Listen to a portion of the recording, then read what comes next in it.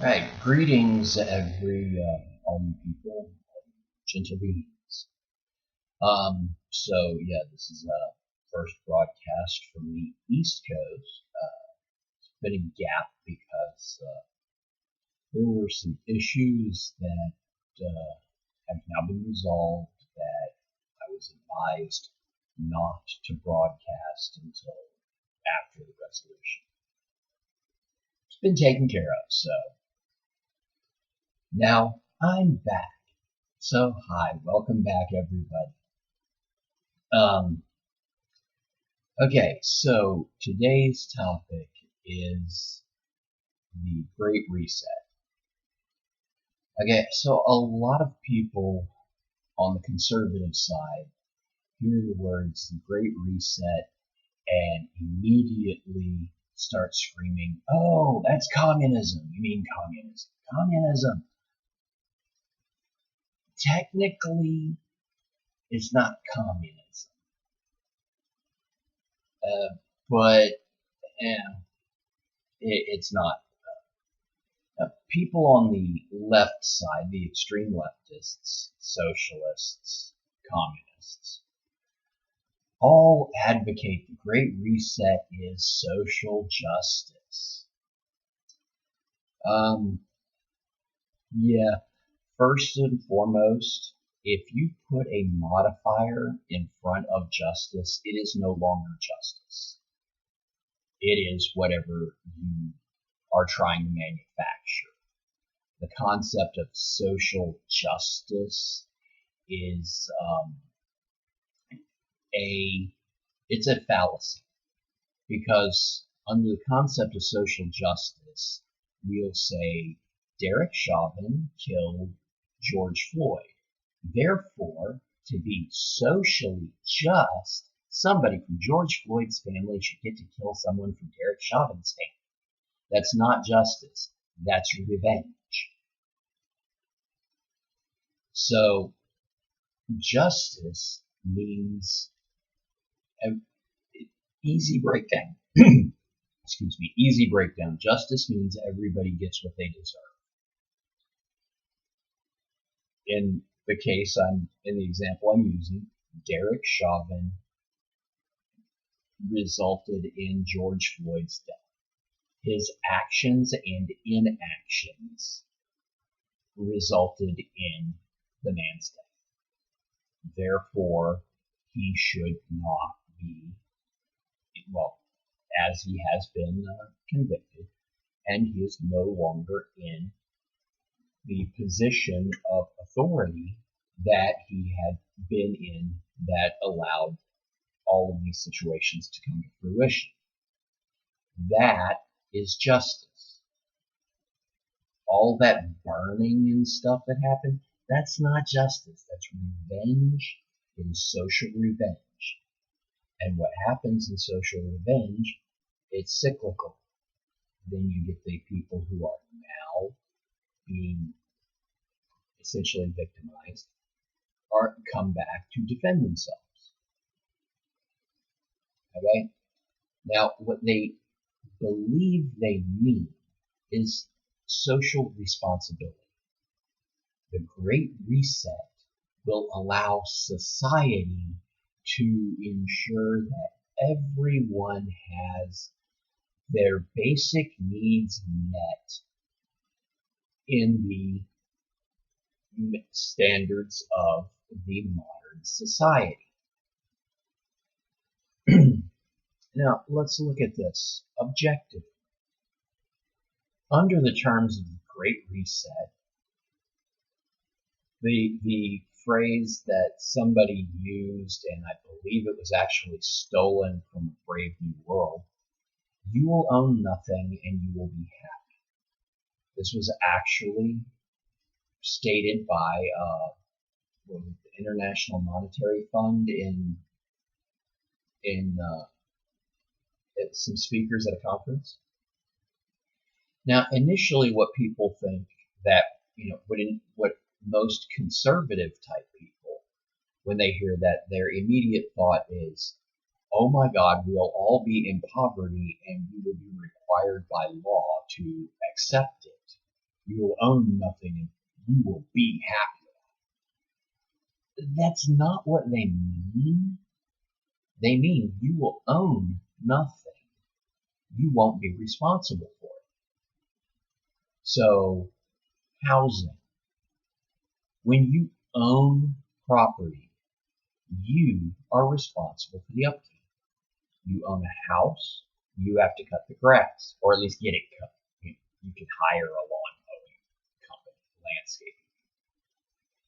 If there's a leak, you have to fix it. If the drains plug, you have to fix it. The water heater breaks, you have to fix it. You are responsible for everything to do with that property that you own. Under the Great Reset, you won't own it. You will be assigned housing. You'll go to the housing authority and point out your needs. They will address your needs and determine your housing allocation. So, for instance, you meet one. I'm going to try and use that. A person goes to the housing authority. They are a single housing unit, meaning they have no one that lives with them. Okay, that means they get one room. Well, what's the baseline one room? Are we talking an efficiency apartment, a one-bedroom apartment, a cheap motel room? I mean, technically, a cheap, chintzy little, motel room. It's got one room, a bathroom connected. That's the minimum requirement for housing a single human individual. Or is it a one-bedroom apartment? I mean, come on. You got to clarify that. But for the left, we're not clarifying.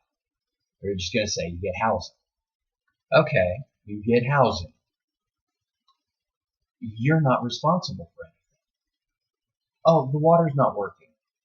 You call the housing authority, they send maintenance over to fix it. There's no hot water. Call the housing authority, they send maintenance over to fix it. Oh, the grass out front. Housing authority sends landscaping people to take care of the grass, the trees, the bushes, the shrubs. You have absolutely no responsibility other than go inside, and get some sleep, and go outside, and live your life. Kind of like a teenager at home. Yeah, that's the bad part. It arrests the Great Reset, arrests the development of the human mind. You own nothing. You're not responsible for it. You don't have to grow up. You're given housing. Everybody gets an EBT, or a food card. How they, once again, it's like, okay, everybody's going to get a food card. What does that entail? Are we talking the current welfare state of $200 per adult per month? Or is it $800 per adult per month? Or, is it $80 a day? It'd be nice if somebody could clarify. How exactly does the globalist movement expect people to accept the idea of a Great Reset if you don't clarify the details? Well, what about transportation? Well, here's a catch. In fact, my absolute favorite, multipass. Yeah, if you don't get the reference, go look up The Fifth Element. Multipass. It's basically a combination bus pass, taxi pass, subway pass. It allows, it basically, it covers your movement so that you don't have to have a vehicle. Because part of the Great Reset, and it's identified in the Green New Deal, individual people don't use vehicles. You use public transit,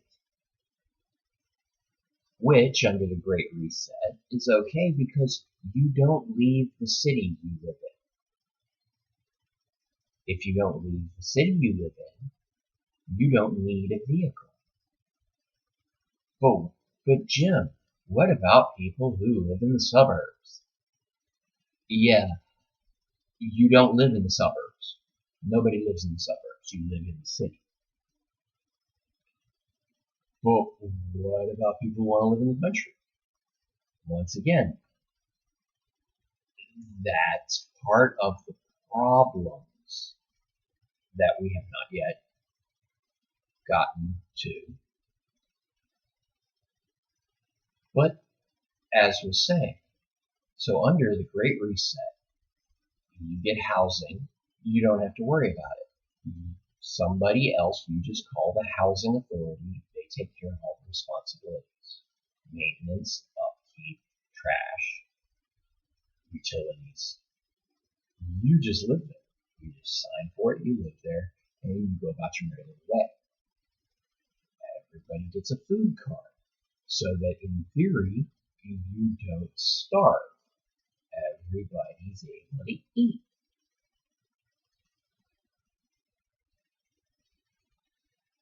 Transportation, multipass. You can travel anywhere in the city you want to do your business. Now, in theory, this would be addressed, and your multipass plus maybe a small fee, whatever, would be used to cover intercity transit. So you want to take a train, a bus, a plane to go to another city. Well, your multipass plus presumably a small fee, because those are larger transportations, a little more costly. Got to cover the offset somehow, right? A little extra fee to go with. Sounds pretty good, right? Well, let's look at it objectively. Continuing to look at it objectively. For one group of people, the Great Reset is a great benefit. They no longer have concerns about housing security, food security, transportation security. They no longer have to live in poverty. One group of people is highly convenienced by it because your average middle class American homeowner has to deal with the maintenance and upkeep of their house, insurance, vehicle insurance, licensing and tagging. You could just turn all that over to the great government. Oh, yeah. And everybody gets fed, right? Everybody gets fed.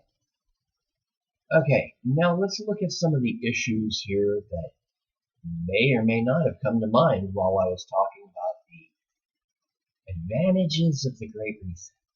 Okay, the disadvantages. Okay, housing. Well, as a single adult, okay, don't need much room. Maybe that motel room is sufficient. Does furniture come with that? Does that single adult who's got their clothes in a backpack,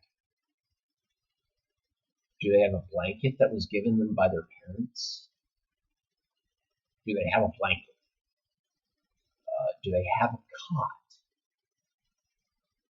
Do you have to find your own furniture? Well, what if you want to get married? Well, in theory, the housing authority would be rather welcome to that because now they can put two adults into a one adult housing situation. After all, a married couple, do you need more than one room? So we could still use that motel room, right? And we could, adjust the funding so that rather than having two adult fundings, we're using two adult fundings to pay for one adult housing. Okay, well, speaking of that, how exactly are we doing that funding? I mean, from a external standpoint, from the one and the spousal unit, well, what funding? We just signed for it from the housing authority. Yeah, all things come at a cost. All magic comes with a price, DA. Somehow, some way, in the budgeting of the governmental budgetary fund, it has to be paid for because you have to adjust maintenance and upkeep costs. So if you allocate, let's say, we're going to pick some random numbers because believe me, these, say $500 a month for a single person. That one person may get decent housing in Nashville, but in New York, they're getting laughed at because you need $3,500 for that, that one room efficiency apartment. So so as I said, imaginary makeup number, $500. Okay. Well, $500 in the budgetary fund per person. Now you put two of those people into that one room efficiency. Well, now the local authority gets $1,000 for the maintenance and upkeep of that one room efficiency. Well, it sounds like a really good excuse to try and shove two people into all of them, right? Why let one person do it when you can shove two in there? Oh, well, let's see. There's that myth, or I'm not even going to call it a myth. There's that theory of the left's war on the family. They don't like families, but they do like households. So a household, from a leftist perspective, would be like the TV show Friends. You got three guys who live in an apartment and three women who live in an apartment across the hall. Okay, why? Well, why not? That would work great for the housing authority. Push two or three people into one of those one-room efficiencies, and then call it a day. Get like $1,000 to $1,500 of that, $500 we made up money per one-room efficiency instead of the $500 per efficiency per single adult. It from a budgetary perspective of the bureaucratic administration, it's more efficient and more beneficial to shove more people into a single room. So that would require oversight. So you have to have an oversight committee. So now you've just added another layer of bureaucracy to the bureaucracy. On top of that, let's say I'm the head of the housing department for the city of Jacksonville, Florida. Okay, so I'm in charge of assigning housing, so I can give myself that 5-bedroom, 4-bathroom mansion on the beach because I'm in charge, right?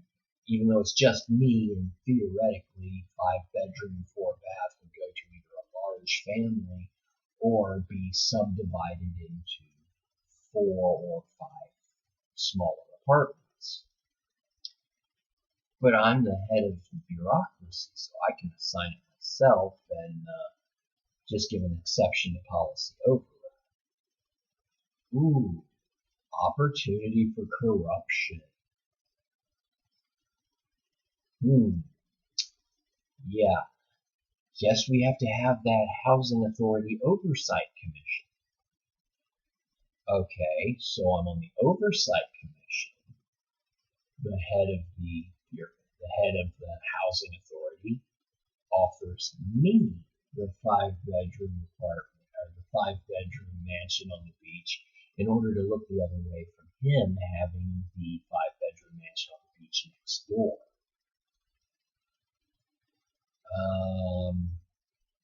Yeah, when are humans going to stop being humans? Because that's the problem.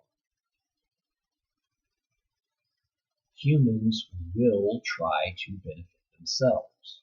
Will all humans do it? No, there are a large number of people who want to help others. That's where we get leftist ideology from. I mean, it's really, people who want to make life better for the rest of society, and then other people who leech on who find that it can benefit themselves. Okay, well, food cards. Moving from housing to the food cards. Okay, how much do you put on the food card? How often does it recycle? Do we do $200 a week, $200 a month, $20 a day? Well, okay, that's unrealistic given that most agencies expect a per diem or a daily allotment for food ranging anywhere from $60 to $100 per day. Okay, well, that's not what the welfare system, okay, in America we don't have a national welfare system. It's pushed down to states because you cannot manage it at the national level. Well, the Great Reset would attempt to manage it from the national level and then push bureaucracy to state, county, municipality. So somehow, some way, somebody's going to try to one-size-fits-all this thing. Okay, now let's look at the citizens of the administration. Your average 5-year-old versus your 35-year-old. They have feeding differences. Oh, you're just looking for a problem now, Jim. Well, literally, this is the look at the problems portion of the discussion. So, first of all, you do have that. One size does not fit all, because a 5-year-old and a 35-year-old and a 95-year-old all have feeding differences. Secondly, we could fairly safely presume that a government bureaucracy that dictated, say, $20 a day would reset each day. So, say you spent $10 on Monday, Tuesday should go back to $20 without keeping the leftover from Monday. Or would it? Does it matter? If we do it daily, then the citizens have to get through the day. They just have to eat enough to survive the day, but not enough to run out their car. If you do it by the month, well, let's say that citizen A has steak and lobster 4 times a day for the first 5 days of the month. Now they've used up their allotment for the month. What do we do? Bureaucracy at its finest. You've just chosen to say all citizens are equal in their equity, but they don't all act the same. Some people will splurge at the beginning of the month. Some people will try to manage it over the course of the month. Well, okay, so we don't do it by the month, we do it by the week. Well, once again, you can splurge and eat everything on Monday. Well, do it daily. Okay, then we computerize the system so it resets each day. Okay, sounds reasonable. Now, that works really well for those people who go to their one-room efficiency, don't do anything, basically are the lazy teenager who doesn't wake up before noon, stays out with his friends all night, and then comes home expecting mom to fix him dinner at like 2 in the morning. By the way, the hims and the moms are not like, gender specific, okay? I mean, come on. Just because moms have a tendency to care more about their children's survival than dads do, hey, it's a generalization. It's generally true based on generalizations over the course of history. Okay, we've looked at the problems of the dollar. Well, we've identified that the lazy person who doesn't contribute is going to get the same amount as the person who is the corporate CEO who's contributing much more, and they're still getting a food card. Well, why would the corporate executive be given a food card? Because that's equity. That's equality. That is equality at its finest. Everyone gets a food card. Everyone gets basic housing. Anything above basic is up to you. Transportation, multipath. Okay, really, how is that not beneficial? Oh, let's see. I can think of 3 places off the top of my head that have no form of public transportation. Oh, you must be mistaken, Jim. Surely there's an Uber. Okay, Uber does not count as public transportation. It's not. It really is not. But let's say the leftist Great Reset calls Uber part of the public transportation. Okay, sure enough. Do we have a dedicated Uber system? Not exactly, but sort of, because there's enough people who think that they can just hang around driving all day. I'll just do Uber for my income. It's totally cool. Okay, whatever.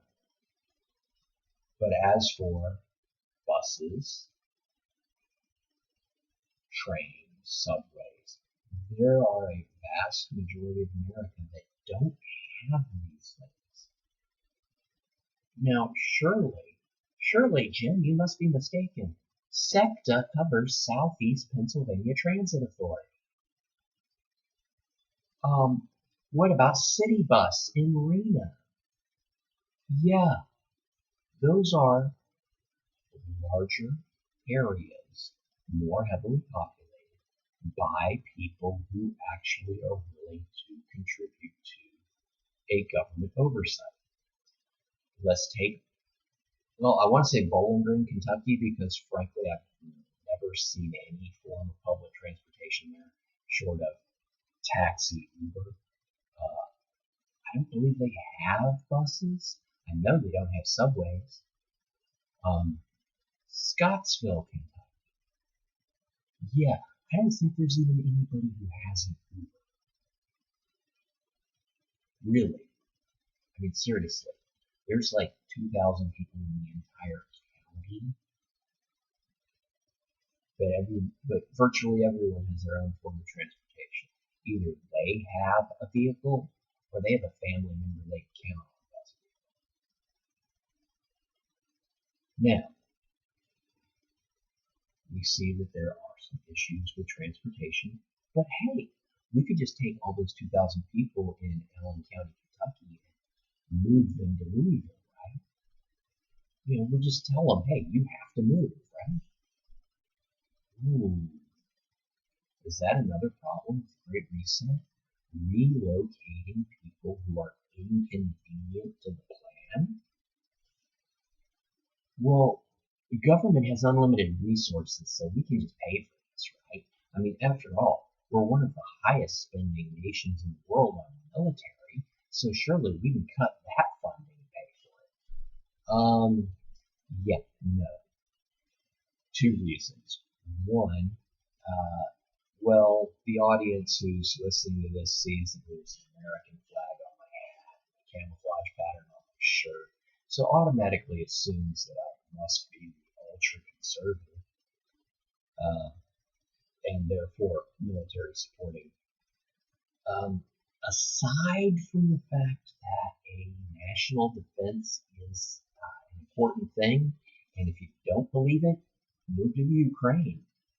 Yeah, that country that's at risk of being invaded by Russia. Yeah, national security and border security are actually an important thing.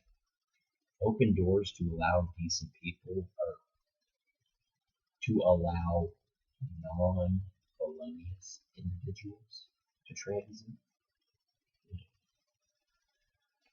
But strong borders and national security comes at a cost. That's okay, because the Great Reset will provide more money to the governments and the government bureaucracy to pay for the housing authority, transit authority, food authority, health and human services. That would be the people who would cover the health and dental, because Medicare for all, or some variant thereof. How would they do that? Let's look at some nations that have similar things, like in Northern Europe, where those very nations, like with Scandinavia, are real quick to point out they are not socialist countries. They are capitalist countries with strong social safety nets. Those strong social safety nets come at 55 to 80% taxation. Now, let's say you're that corporate CEO we talked about. If I'm pulling in $500,000 a year, do I care about 80% tax rate? Sort of, because hell, that was my $500,000. But let's say you're the person who's at the lower end of the middle class. The middle class income at last update ranges from, 54 to $154 or $120,000. Which is funny, because people like AOC actually publicly stated the average American income in the middle class is $200,000. It's like, no, it's not. Go to the actual freaking Labor Department and look at the numbers and the allegations. Middle class is 54 to 120. Upper middle class or lower upper class, I mean, they're not considered wealthy per se, are the 120 to 240,000. 250 plus is considered wealthy. Well, 54,000 is the bottom end of the middle class.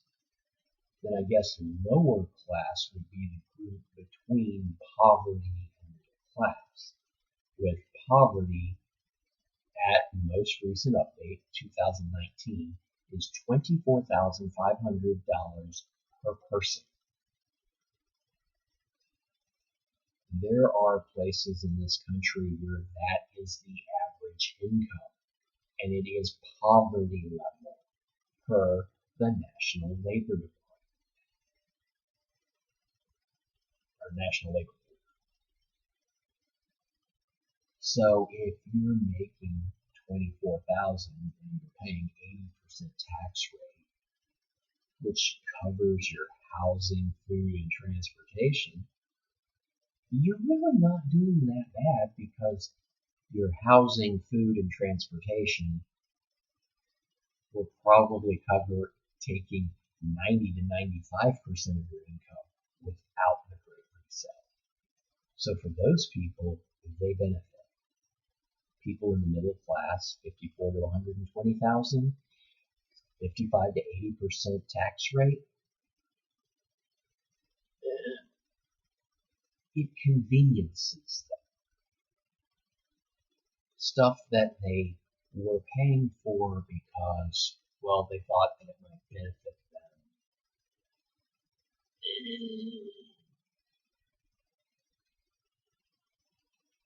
Those upper class and wealthy, okay, they're keeping enough in that 20+% keep rate to compensate for the basic income anyway. Oh, so what is that, Jim? You're saying we should tax the rich more heavily? No, because if you're making that much money, you find a country or a tax haven that allows you to keep the money instead of submitting it to the state. Yeah, that's how it works. That's why so many people are leaving California.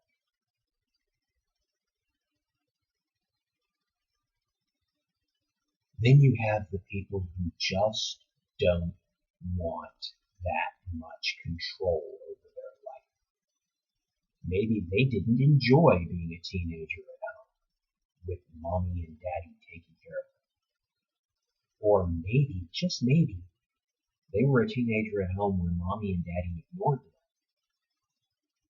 Or maybe they were a teenager at home where mommy spent her time out at the club trying to hook up because there was no daddy, and your 6 siblings all have different daddies, and all these guys are running off doing whatever they want to do. You ain't never met them, and you just want to get the hell out and have some form of safety and control where you can believe that you're in charge of your own life.